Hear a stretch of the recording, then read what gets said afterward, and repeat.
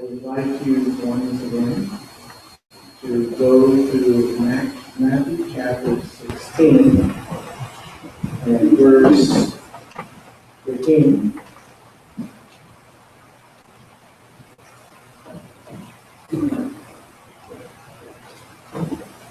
We have looked at this passage last Sunday, and we'll continue our study on this passage.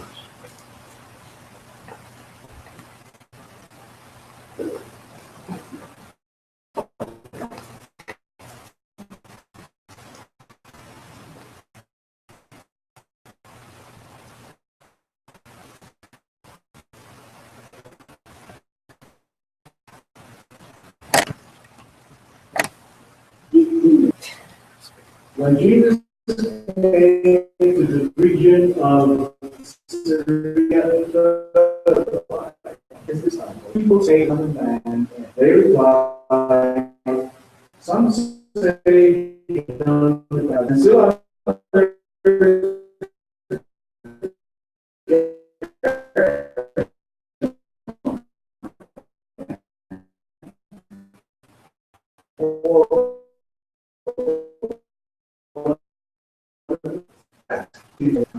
Our Heavenly Father, we once again ask your Spirit to clear our minds of all the clouds and help us, Lord, to be able to focus on our attention, time, grant your Spirit to illuminate our thinking, our eyes, that we may behold wondrous things from you.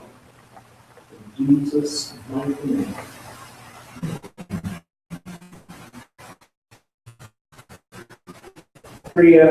Philippi.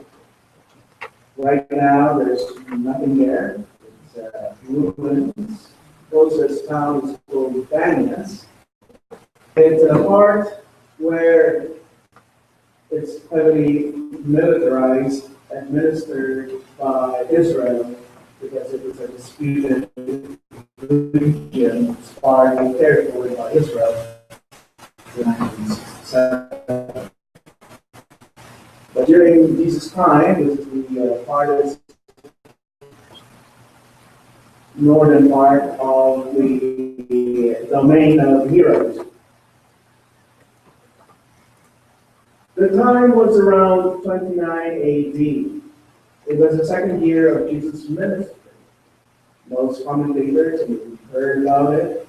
In 3 years of Jesus' ministry, it's usually divided up into three.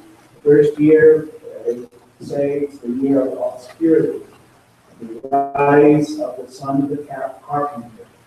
And the second year would be the year of popularity, where because of his miracle works and his preaching, he drew crowds from crowds to him. And the third year, on his way back from Caesarea Philippi down to Jerusalem, would be the year of opposition. So the occasion would be the Messianic crisis, because right after this questioning by Jesus of his disciples, he would turn around and head back south towards Jerusalem. And the big question is, Jesus asked, I've been with you for like a couple of years. I've been teaching you personally, man to man, face to face. So you should already know by now who I am. Now, Jesus was not a seminary professor asking his students a question in Christology on their midterm exams.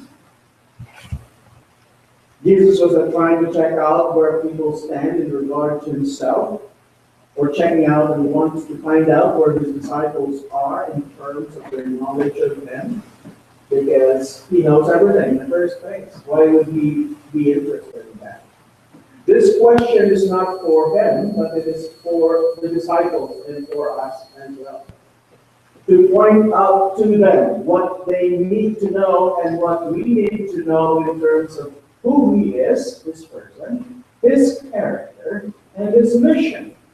Because on that truth,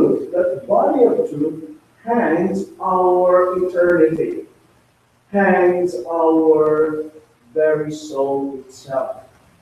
Who do men say that I, the Son of Man, am? I mentioned this last Sunday, that in the Greek, that "emi," the translated to be, is in there.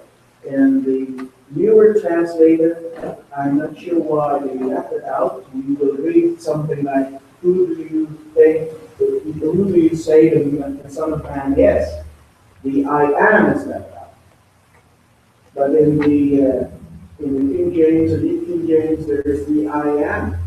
Well, basically, it's a giveaway question. Jesus is saying, I am the Son of Man. Who do you think I am? That's basically what the question is. You see, that's a question where the answer is already the question. It's like asking you, what is the answer of 2 plus 2 is equal to 4? It's already there. It's quite out into the open. I am the Son of Man. The Son of Man is a title. It's a designation, which is the favorite of Jesus. Jesus has many names. Star of David, the Rose of Sharon, Lily of the Valley, Son of David, Emmanuel, Prince of Peace, Eternal Father, Counselor, Wisdom, Christ. I was listening to documentary network of the Midland Park ministry. There was this preacher who said that there was this one preacher who just spent 45 minutes listing down all the names of Jesus. I looked at photos on this one favorite term that Jesus used for himself. So every time he speaks about himself, he refers to himself as Son of Man. So therefore, it means for us that we should get it right. Jesus was, very particular that his disciples would get it right.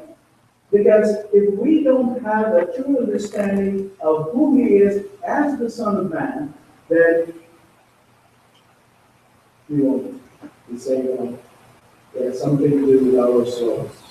So, in Matthew, the Son of Man, the favorite self-designation of Jesus, is used 30 times. It's mentioned 50 times in Mark, 35 times in Luke, and about a dozen times in John. So, what does the Son of Man mean? So, perhaps you've heard about those who said that, Jesus is simply pointing towards his humanity.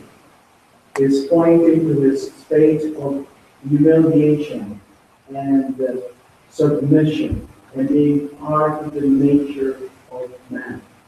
Now, let me just say this. Jesus is not 50% human or 50% God. Because Jesus is 100% God, 100% man. Truly man and truly God. We shouldn't be mistaken in terms of understanding who he is. Because it's very important for our salvation and our eternity. He is not made, he is begotten. He has no beginning and no end. He is the Alpha and the Omega. And he is the King of Kings and Lord of Lords. And yet we see he refers to himself as the Son of Man. Now, the fact that he may be referring to his humanity, I guess, may have some basis. For example, we know about this verse in Psalm 8:45, for example, what is man?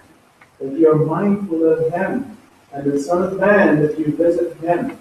And you have made him a little lower than the angels, and you have crowned him with glory and honor, and so on and so forth. The next verses speak about man having dominion over the rest of creation. So here, obviously, the reference here is to humanity, to man, us. And also, if you are familiar with Ezekiel, Ezekiel uses the title Son of Man too frequently, to the point that he used this 90 times over in his prophecy, referring to himself as the Son of Man, to bring him to his place before God, to be reminded always of his being a creation. Creation. But was Jesus referring or using the title Son of Man to refer to himself of his human aspect or human nature? I guess not. So I would agree with a number of other authors and commentators that in fact, on the basis of data that we have in the New Testament, that Jesus was using the title of the Son of Man. Now this is I've always been saying about the handicap that we have in terms of reading biblical material. Our handicap is number one, we're not Jews or Jewish. Number two, we have not been brought up in the Torah and in all the Hebrew traditions and the prophecies. And thirdly, that's not part of our culture. But if you are a Jew, you've been brought up in the Torah, and you know the stories of days past, and it's part of your culture. You see, you would know everything from the Passover to the temple, without, trying to force it. So when we read Son of Man, it is particularly Jewish. We don't understand that as we should understand it, as the Bible says this. Oftentimes, this is what we do. We take man, of course it's humanity. Then the Son, of course, someone that has been begotten by Father, and then we put the two meanings together. That's not how it is. The Son of Man is one meaning to be taken as a whole with the title of this country. And the reference that Jesus is pointing to is in Daniel chapter 7:13. The vision was about this 4 beasts that rose up and then conquered the earth. But here comes, after these visions, here comes one like the Son of Man, coming with the clouds of heaven. Now you see, in the Bible, in the Jewish thinking and in the Bible, whenever there's a reference to clouds, it's clouds or sky. It speaks about majesty. It speaks about holiness. It speaks about being high and lifted up. It speaks about heaven itself. So here, the Son of Man here is not a man. The Son of Man here, as a title, appears to be someone who shares the same divinity as the Ancient of Days. He came to the Ancient of Days and he brought him near him and listened. Then to him, the Son of Man, was given dominion and glory and a kingdom. So here we find a sovereign person, a divine person, a person who had power, who conquered the rest of all the kingdoms that rose up. And we see here again also the language of messiahship, that all peoples, nations, and languages should serve him. His dominion is an everlasting dominion which shall not pass away in his kingdom, the one which shall not be destroyed. Let's try to remember that, and then Jesus now takes the title to point to himself. So, in essence, Jesus is claiming divinity out of the fulfillment of what was prophesied by Daniel. Let me just give you a couple of questions, a couple of passages. Matthew chapters 26 and 24. He was questioned by the Sanhedrin, the high priest. So you claim to be the Son of Man. Because they know what that means.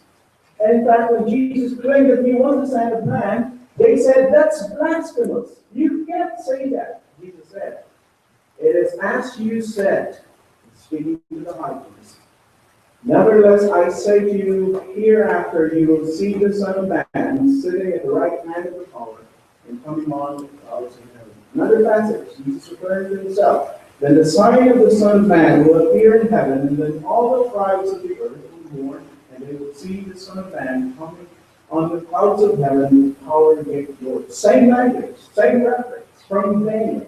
And now the same Son of Man is being used by Jesus to himself. I am the Son of Man, Jesus said. So that title has nothing to do with humanity at all.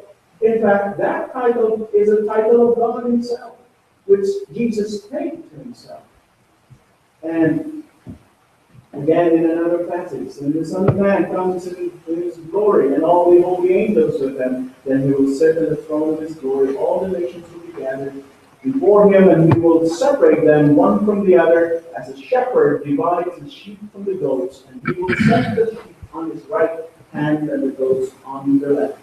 So, in essence, what we have here is that Christ is asking the question to his disciples, do these people really know that I am God in their midst? That I am Emmanuel? Do these people know that the Son of Man, who is God, is here in front of them? That's why when Peter answered in behalf of the rest of the disciples, you are the Son, you are Christ, the Son of the living God, Jesus told them, look, I want to make it clear to you, Peter, and you and your fellow disciples, that you did not come up with this on your own. It is only God who has revealed, my Father who has revealed this to you. You cannot discover this on your own. You cannot work this out on the text alone and reading it and then make a conclusion. And so, he said himself of being Son of Man in a messianic sense. Now, the same question was actually thrown back to Jesus. So he asked the question, do you think I am the Son of Man? Now, there was someone in the crowd who threw the question back to Jesus. Now, you say you're the Son of Man. Are you the Son of Man? Let's listen to what Jesus answered. And when I am lifted up from the earth and will draw all peoples to myself. He said this to show by what kind of death he was going to die. So the crowd answered, we have heard from the law, that is the Old Testament, that the Christ remains forever. How can you say that the Son of Man must be lifted up? Who is this Son of Man?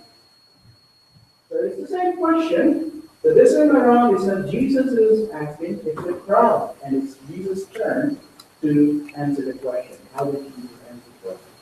So Jesus said to them, the light is among you for a little while longer. Jesus is that light. He doesn't claim to be human because of being the Son of Man. Walk while you have the light, lest darkness overtake you. And the one who walks in the darkness doesn't know where it's going, while you have the light.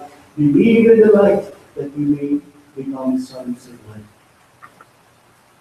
Let me now proceed on the basis of understanding the true divinity of who Jesus is, and the way he has used the Son of Man to refer to himself as the fulfillment of the Son of Man of Daniel. Let me just walk you through three direct faith implications.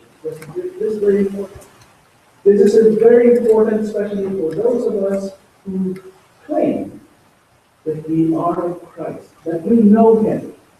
So, because if he is not the Son of Man, and the Son of God, and he is not God himself, then I would say he doesn't deserve to be worshipped. But if he is indeed the Son of Man, then he is worthy of all our worship. Okay, if we ask ourselves the question to ourselves, which is something like this, is the Christ that you know of, whatever it is that you hold on about your knowledge of who Jesus Christ Is that knowledge that you hold there in your head right now the only true Christ as revealed alone in the Word of God? I probably would hear you say, yes, but of course, I only believe the Jesus that is in the Word of God. Let me give you an exercise. A little bit of an exercise. Okay? You're all familiar with this picture, wouldn't you? Some say it's Jesus. Actually, this is in Spanish, this is called the Sagrado Corazón de Jesús, which is the Sacred Heart of Jesus. Many, if you follow, take this picture, show it to everybody else. And even you, probably, some of you would say, yeah, yes, that's Jesus. Raphael was one artist of the Renaissance who drew a lot about Jesus' figures. And it's one of his work. Jesus as well. Jesus as well. Caravaggio, Raphael, and Rembrandt were good artists. Another rendition of the Battle of the is the reign of Christ the King. And everybody will say, this is the Christ. We see them in children's books, children's illustration. Also Christ. Way back in the 80s, this is very famous.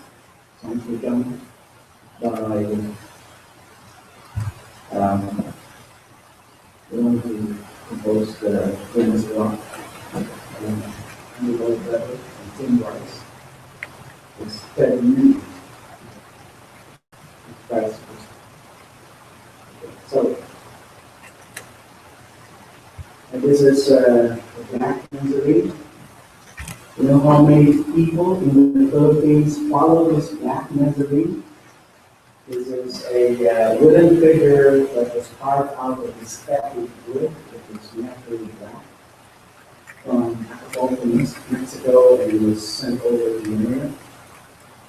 That's millions of people.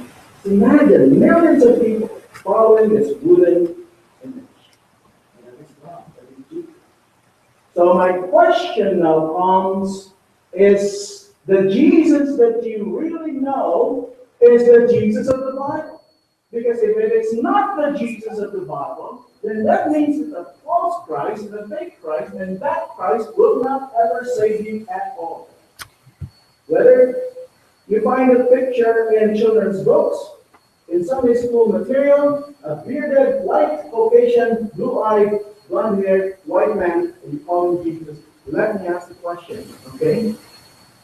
You would say it's only a representation. Okay, let me do this very slowly with you. Okay? If indeed this is a representation, if I am an artist and I want to draw someone, what is one very important thing that I need? The real guy. So here I am. I have my palette, I have my canvas, and I should be drawing. And if I'm drawing a face, there should be someone, the real one, in front of me, and I'm looking at it, and I'm drawing and looking at it. The next question to ask: when this were painted, was there someone in front of them who was the real Jesus? Now, all of these pictures were painted 1,500 years after Jesus ascended to heaven. Okay. So if there was no real man, no real Jesus in front of Caravaggio, in front of Raphael, in front of Rembrandt, and all of these artists, who is this man then? He is an imposter. It could be any Tom, Dick, and Harry. So why then do we say that it is Jesus? Why do we say take him to be Jesus? Why do we need a picture at all? You see, just by looking at these pictures, okay.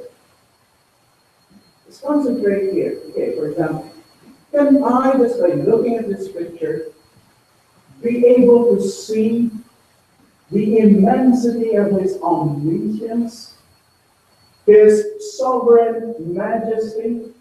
Can I see in this picture his electing love? Well, if you have read the Bible, you can see that, but then you did not get that from looking at the picture, but you got that knowledge from the Bible, isn't it? So here, is this the Bible? No. The most that I can be able to derive from this picture are the shades, the lights, the shadows, the color, the hue, the varying tint, the strokes, the brush, and the style of the painter. That's all I can see in this.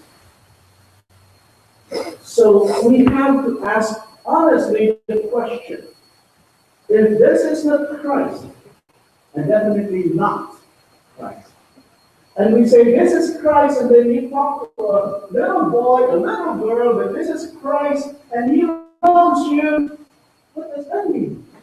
If that is not the truth, then you are lying. And if you're lying, that's a sin, of course. And not only that, that is idolatry. And then you say that you know Jesus. Let me say this is a big insult to the Son of Man. The Son of Man is the God of very gods. We cannot insult the God of very gods and bring him down to our own creation. Okay, we'll say, this liberty of conscience is, we're free in our conscience to do whatever we think of the God. Okay. Now this is the danger.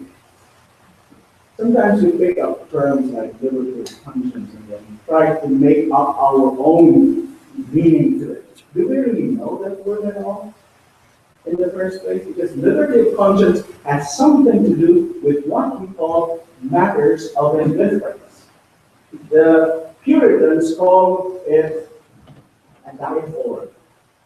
A diaphora refers to matters of indifference that has nothing to do with spirituality or morality at all, like drink, like food, like dates.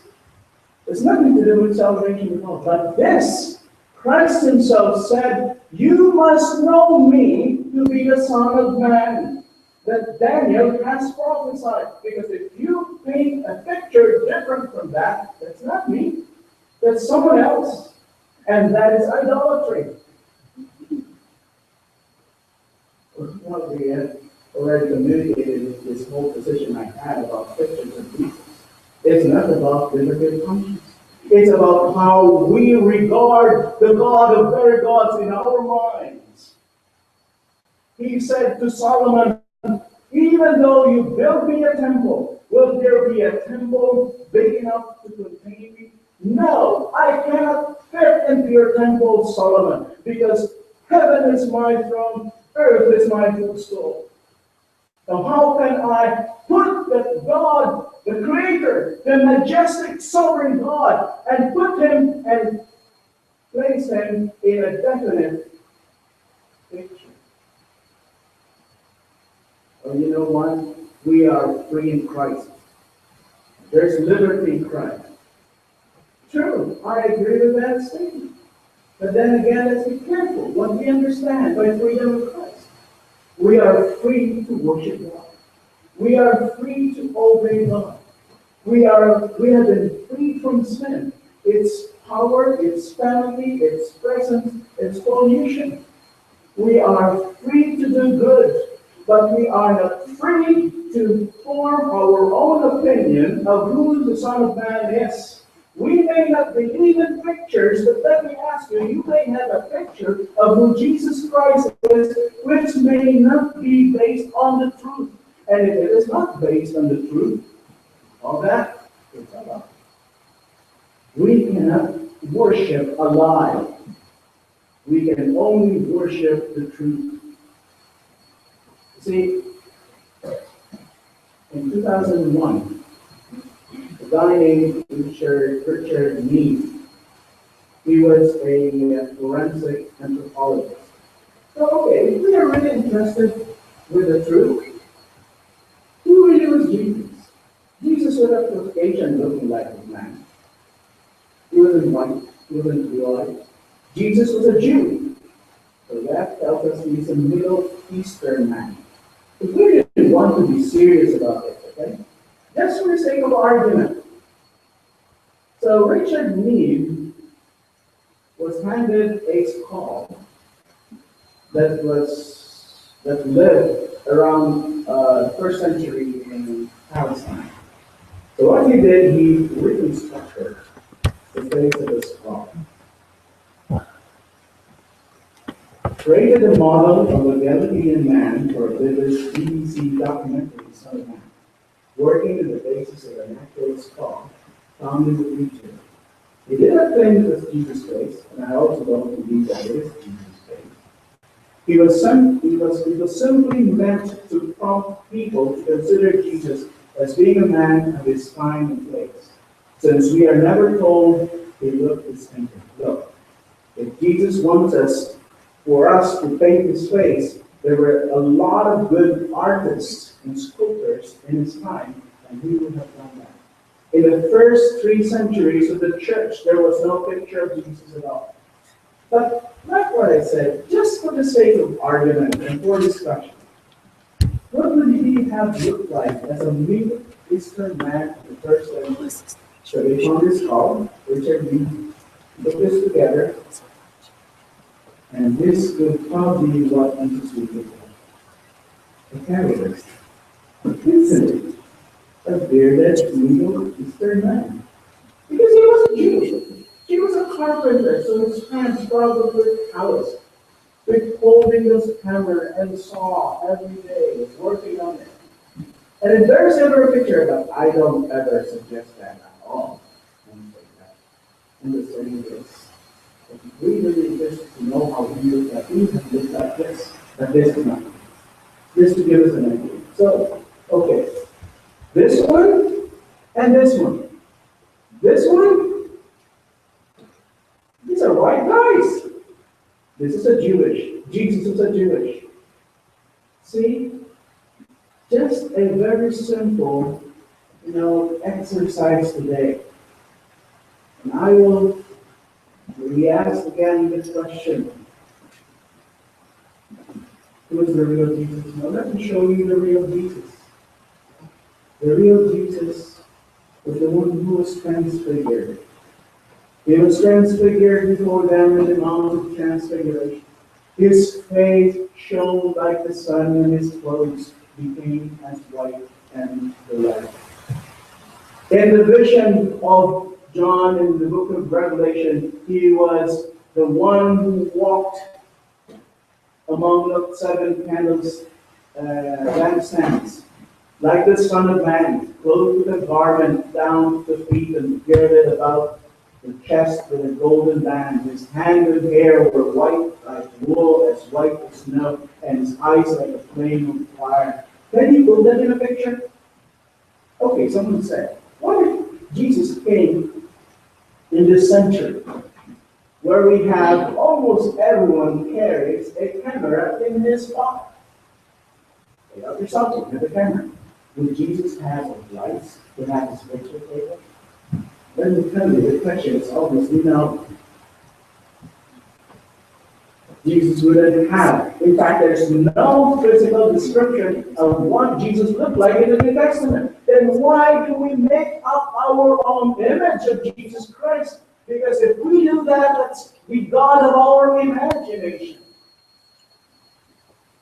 Okay, you say, well, I've already shown those pictures to little boys and kids in Sunday school. You can start telling them that's Tom, Dick, and Harry, somebody. Can you think of God without a picture? Yes. Because what? He is a spirit. So, if he is the God of their gods, he is worthy of all our true worship. Not the God of our imagination. Not our idolatrous idea of who Jesus is. It's just a picture. What's wrong with it? That's very fine for me to hear people say that and say they're Christian. And it's like saying, it's arsenic. What's the problem with arsenic and chocolate? Come on, chocolate is nice. Why be so nitpicky on this?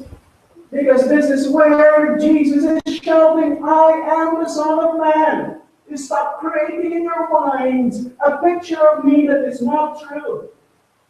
Because you only have to worship me, Jesus said, the Son of Man, not your own ideas. And if he is the Son of Man, and he is not capable of doing anything good for us, let alone save us, then he is not the Son of Man.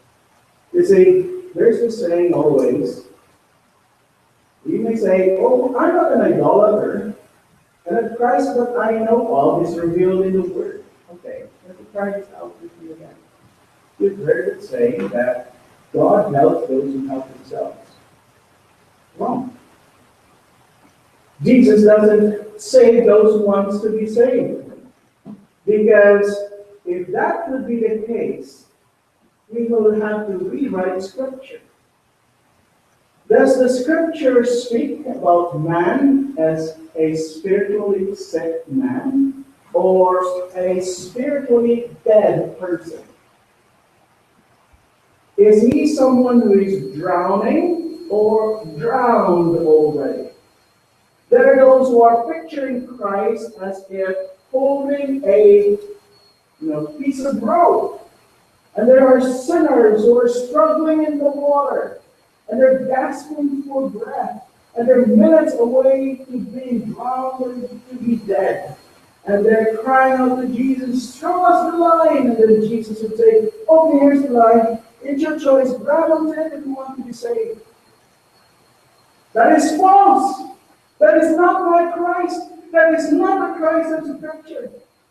Because we are dead in sin. We're not floating on top, gasping for air on the surface of the water. We are down there below. We are dead as dead, and nothing can do. And then Jesus, what he did was to dive down into the depths, grab us, took us up, and gave us life.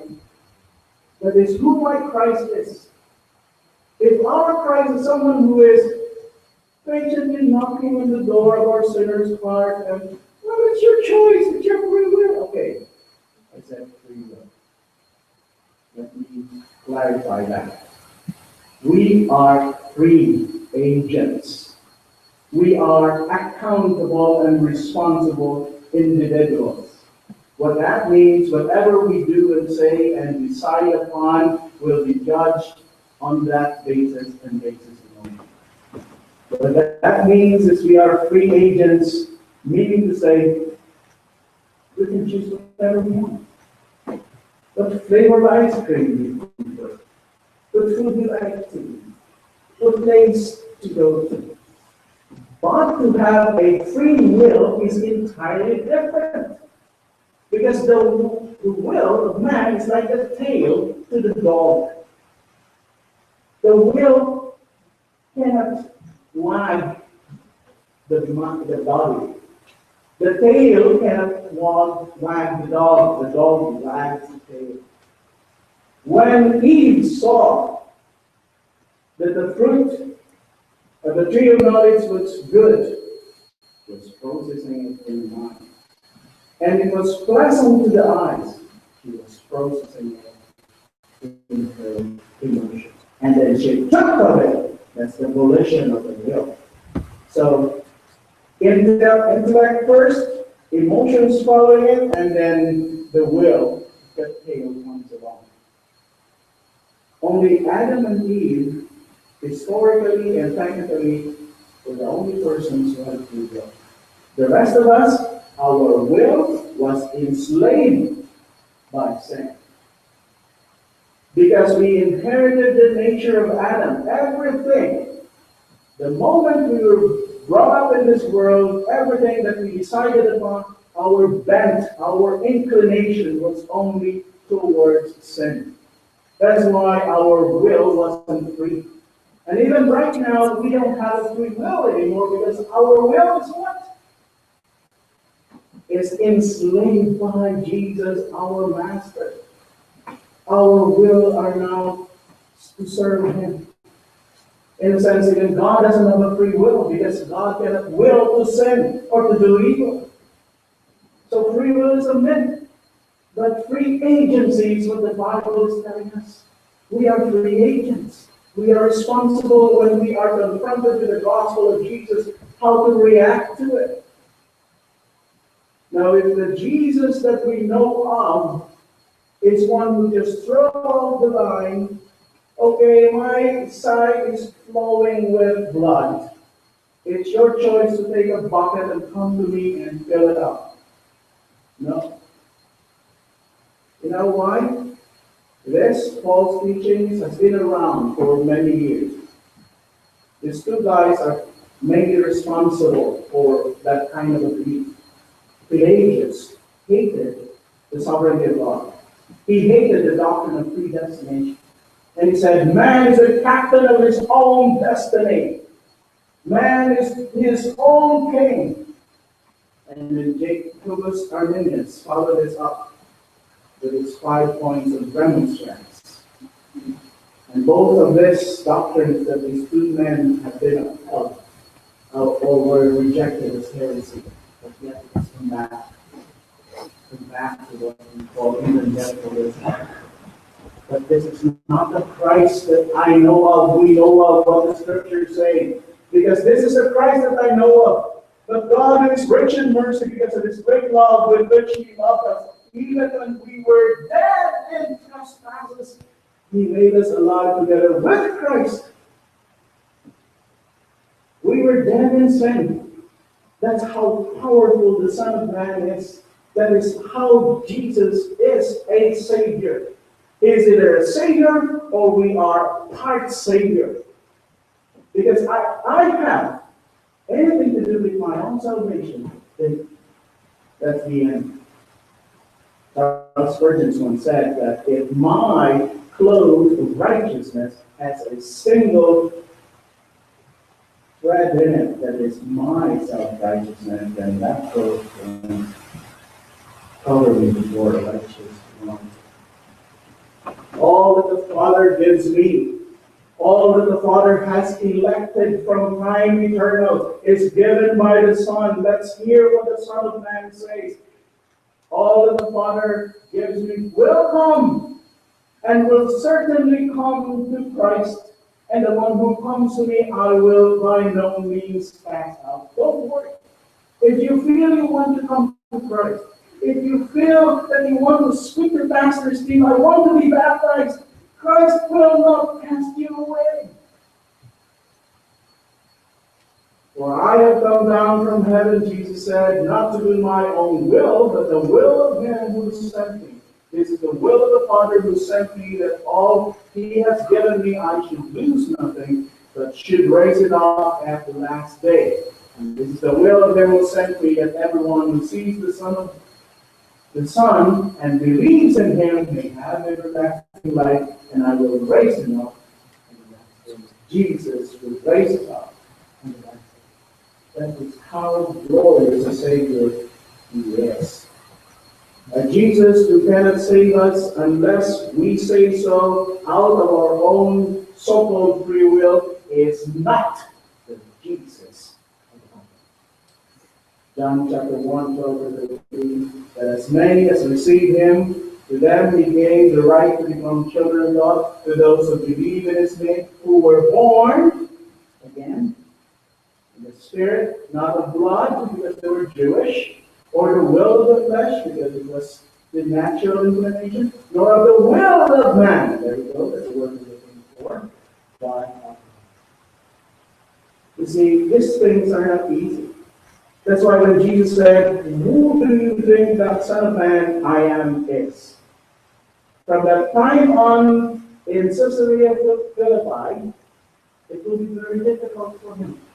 People wouldn't like what He is teaching anymore. They wouldn't want to join Him anymore. That's why right after Jesus said, who do people think I am? He made this call of discipleship. This is in the same context. Jesus said to his disciples, if anyone desires to come after me, let him deny himself and take up his cross and follow me. For whoever desires to save his life will lose it, but whoever loses his life for my sake will find it. What profit is it for a man if he gains the whole world and loses his own soul? Or what will a man give in exchange for his soul? For the Son of Man, there again, he entitled himself, will come in the glory of his Father and his angels, and then he will reward each according to his works. This is the Son of Man that is worthy of all our obedience. Because, insisting upon the truth alone is not popular. What is popular is a man-centered ideology. It's a man-centered, man-pleasing teaching or picture of Christ. So Jesus wants to make sure that his disciples would have a rock steady confessing him to be Christ, because time will come in which they will be ashamed for just being identified with him when they stand up for the truth. His call to discipleship was presupposed on the fact that when we do so faithfully to follow him, we will always run contrary to public opinion. Everybody likes man out there. We always like to be first in our life. We are all naturally takers. We always like people to show us potential. It's all about me. It's all about my cares. It's all about my pain and my grief and my stress. No. The first thing that Jesus said was, if you want to follow me, deny yourself. Forget about who you are. Forget about your needs. Because I will supply them anyway. You have to carry your cross. You have to endure hardship with me.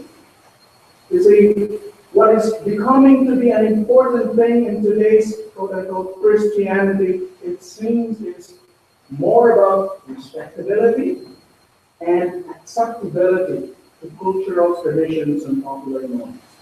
Sometimes when we speak about culture, we always think about foreign culture. No, there's a Canadian culture. There's a white culture. It's all the same. Culture is only different. Sometimes we say, oh, their culture. Culture is a problem. No, there's nothing wrong with that. God has created that. God has created that. But the point is this. Even culture, earthly, human thinking, philosophy, it must be brought to subjection to Christ to obey. Eastern culture is as painted with sin as Western culture. There's nothing more superior in Western culture over the Eastern culture. And if we list them down one at a time, perhaps we may be surprised. There are many things in Eastern culture that is aligned with Scripture. You guys probably don't realize. But the whole point is not that. The point there is this, that our faith today calls for us that we must stand to the point that we are ashamed to do that. Because if our faith today causes us not to be ashamed in what we stand for, then we need to ask the question, why not? You see, if my Christianity doesn't offend anybody, if my Christianity is okay with everybody, then that is not my Christianity. If my Jesus doesn't offend anyone, then that is not my Jesus. Of course, we're not talking about unnecessary things. We're talking about the foolishness of the gospel. There's a challenge for us today, especially in this season, for example.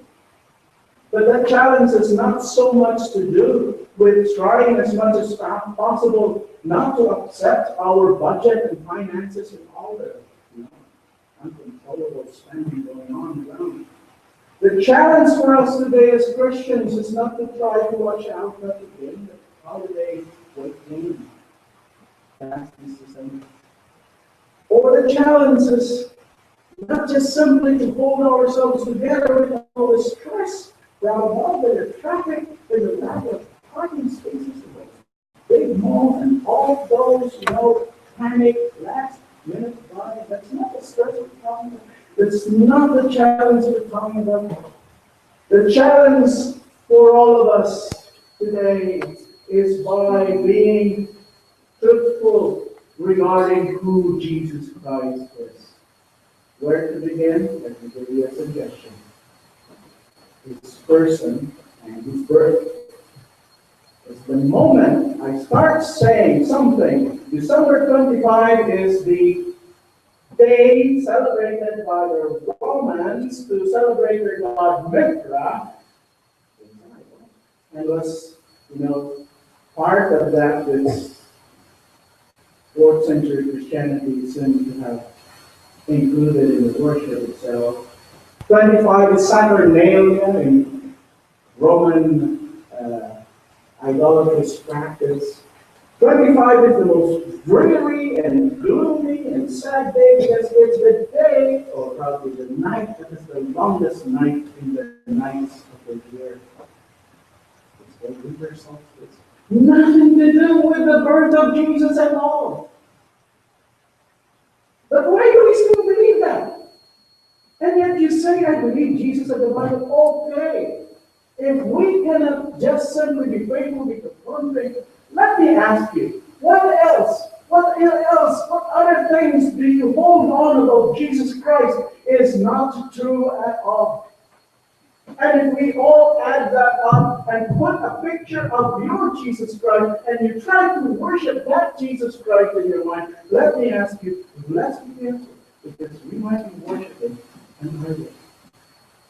The very last sentence in 1 John's letter, my little children, keep yourselves away from, this is later in mind. Okay, since you're okay with the picture, why don't you put my pictures instead there? Because that picture would be real, because that would be me. If you have a picture of a white Caucasian man, that's not real. So why not put my picture here? So when Mr. is coming, that's a pastor, this is what happens.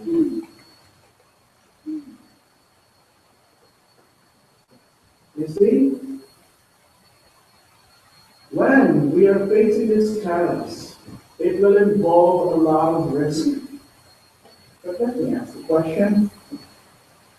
There is always a high cost of following Jesus. It's not cheap. To be a disciple of Jesus is not cheap.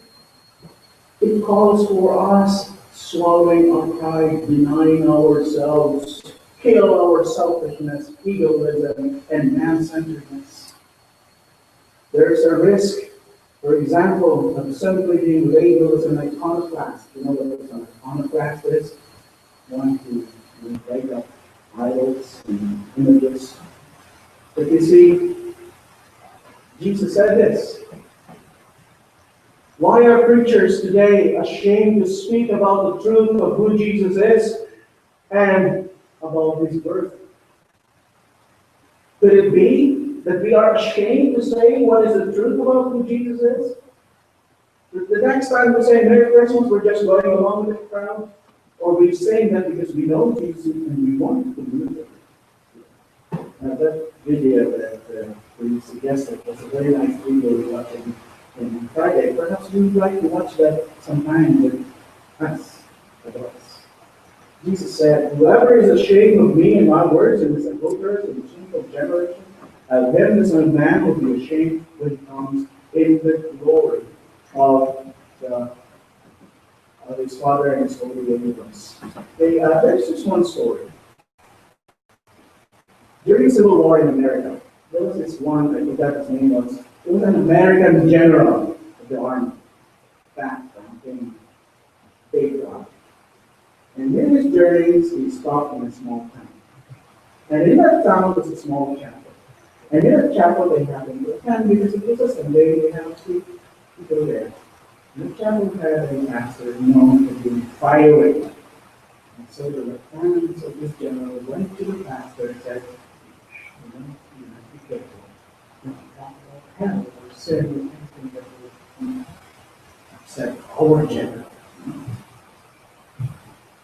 He saw the preacher, he didn't listen to it at all. He preached fire and brimstone from the Word of God, exactly what the Word says about hell and sin and forgiveness in Christ, about His sovereignty. The Republicans were scared after the service. The general stood up, went to the front, and the pastor shook his hand firmly. Thank you, Jesus. You know what, Pastor? If I have more men like you in my army, I can win this war tomorrow. We like to be nice people. We don't want people to be upset with our Christ. But look, Jesus doesn't need our defending before the unbelievers. Because forever they will be an offense to Him. Our gospel will always be foolishness. But to them who have life, it is a smell of the most fragrant smell of salvation. So don't worry. Don't worry. You see, the Holy Spirit today doesn't need new tricks. Can you say that Jesus was a failed preacher? You see, in the second year, he was able to gather a lot of crowds among crowds. And the only thing that he was able to achieve was move people from thinking of him being the son of a carpenter to Elijah. What is an improvement? So let me say this. 2 Timothy chapter 2, 16 to 19. Shun profane and idle babblings, for they will increase to more ungodliness, and their message will spread like cancer. Hymenaeus and Philetus, they were preachers of the word. They turned away, they walked away from Jesus. They were no longer in the church. They did not go back again to the church. They followed their own. Listen to what Paul said of them, who have strayed concerning the truth, saying that the resurrection, which is false doctrine, or like that, and they overthrew the faith of some. Okay. Let this be one of your memory verses. This is a very, very good memory verse. Nevertheless, the solid foundation of God stands, having the seal. The Lord knows those who are His. And let everyone who names the name of Christ depart from iniquity. The most important thing at the end of the day is not we know Him, but He knows us. I know Him, not because He's ignorant, but because He freed us. Then comes the question, how then do I follow Jesus? Well, everyone who names the name of Christ, if you say you're of Him, depart from iniquity. So who is the Christ that you believe in? Is it a fruit of our imagination, or is the Christ alone that is instruction? I cannot think on a piece of paper and what's exactly this. It should be faith in the Spirit. I know you may be wondering. And I have to make a confession. And forgive me if I did this.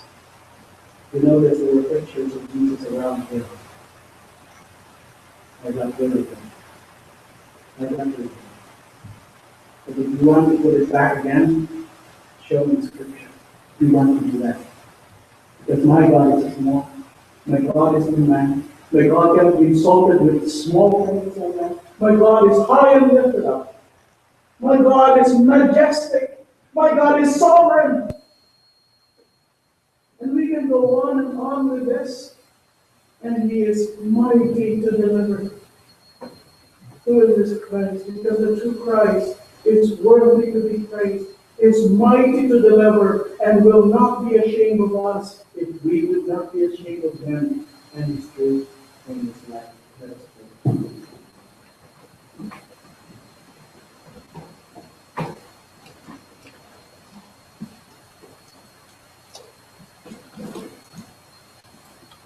Oh, Heavenly Father, forgive us if we may have entertained or even imagined your Son in our minds and our thinking that is not of the truth. Forgive us, Lord, of our idolaters. Forgive us, Lord, of our self-centeredness. Forgive us, Lord, when we claim to have a final word. Thank you, Lord, once again for your love. Thank you, Lord, again because of your kindness that you are comfortable. You will not pass away. Thank you, Lord. And I pray, even for those, especially those right now who haven't yet settled the matter of baptism, following you, becoming part of the membership of the church, to obey you in this manner, and what the word has said, that maybe it will speak to them. That indeed it will be confirmed to them, not to you, that indeed they are yours. Thank you again for your word. In Jesus Christ's name. All stand up.